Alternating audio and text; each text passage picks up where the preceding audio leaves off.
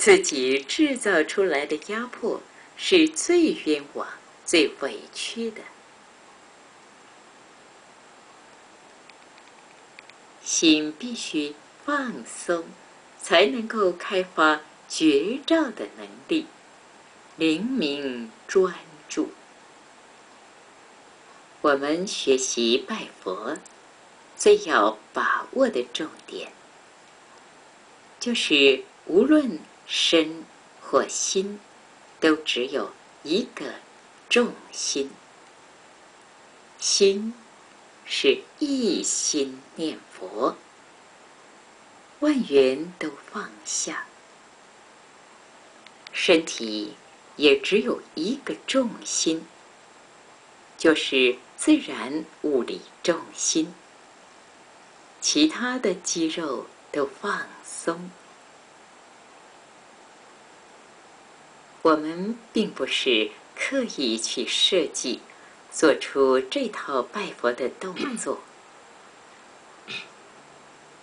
而是当我们一直保持重心不动，重心在后脚跟不动，做五体投地的礼拜时，很自然就有这样的姿势。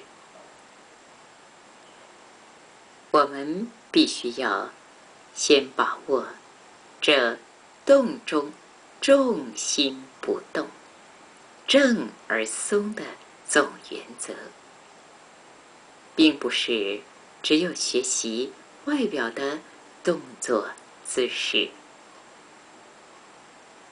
我们的心放轻松，而一心专注念佛，才能够灵明觉照。我们的身也放轻松，把握自然物理重心，重心稳固，才能够灵活又松柔。整个拜佛律动中，身心都很轻松而恭敬专注，很轻灵的流畅活动。身体虽然是在动，但是动当中有安定的关照，动当中柔软，没有僵硬紧绷的情形，也没有各个地方都很用力、很在力、多重心的情形。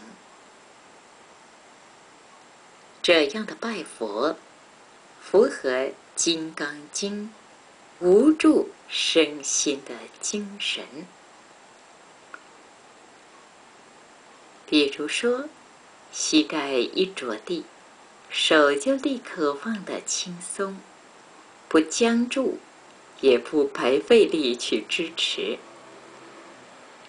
一坐下来，膝盖和全身又立刻完全放松。放松是无住，随时练习放下紧张执着的心，锻炼能够提起又能放下，使心和身都通畅无障碍。在每个动作当中，随时都能够提起正念，很灵明的运作，这是身心。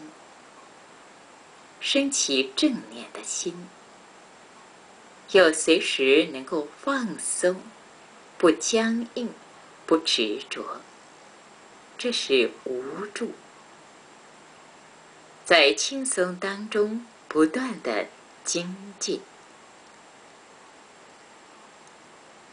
好像是大水静静的奔流，